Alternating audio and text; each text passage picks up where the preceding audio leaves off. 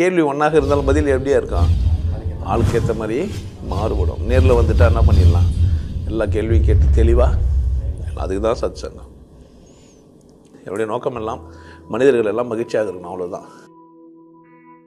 தூங்காமல் தூங்கி சுகம் காண்பது எப்போது அப்படி சொல்லி வச்சுருப்பாங்க. தூங்காமல் மூச்சு நிறுத்து இல்லை, தூங்காமல் தூங்கி சுகம் காண்பது எப்போது. நான் தூங்கும்போது நான் இல்லை, தூங்கும்போது நானே இல்லை. தூங்கும்போது என்ன நடக்குதுன்னா எண்ணம் இல்லை, எண்ணமும் இல்லை, நானும் இல்லை.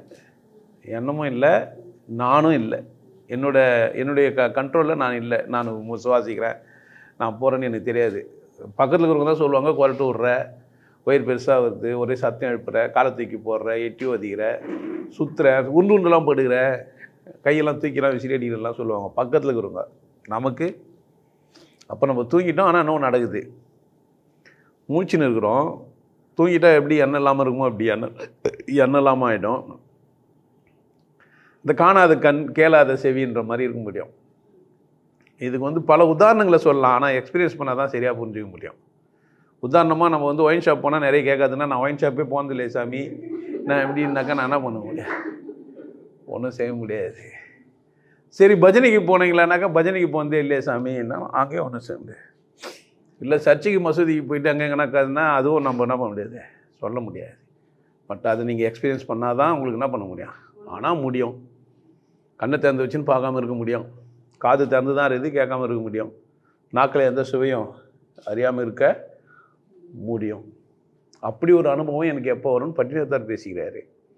நிறைய பேர் அதுக்காக இயங்கவும் செய்கிறாங்க. ஆனால் ரொம்ப சிம்பிள் ஃபினோமினான்ற நான், அதுதான் ரொம்ப ஈஸியஸ்ட் வே, அதுதான் ரொம்ப சாதாரணமான விஷயம்.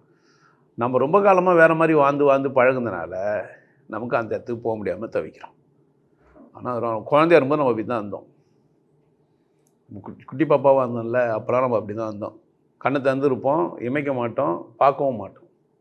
நீங்கள் குழந்தைங்களாம் இப்போ கூட பார்க்கலாம், அது முன்னாடி போய் நீங்கள் கையெல்லாம் ஆட்டினீங்கன்னா கம்பெனியை கண்ணு திறந்து வச்சுன்னு இருக்கும், பார்த்துக்கிறீங்க தானே? அந்த மாதிரி ஒரு குழந்தையாக நம்ம மாறிடலாம். எல்லாருக்கும் அது சாத்தியம். இங்கே தான் ஒரு பின்குறிப்பு, இதை அடையிறதுக்கு சைவ சாப்பாடு, அதை பண்ணு இதை பண்ணு, திலாலங்கடி வேலை பொண்ணு, பட்டை அடி, மந்திரம் பண்ணு, புக்கப்படின்னு எல்லா ஏலாங்கள்லாம் பண்ணுறாங்க. அவசியம் இல்லை. நல்ல ஒரு வலிமையான ஒரு நல்ல மனிதனை போய் சந்திச்சிங்கன்னா அவன் சொல்லி கொடுத்தானா நீங்கள் செஞ்சால் நந்துடும்.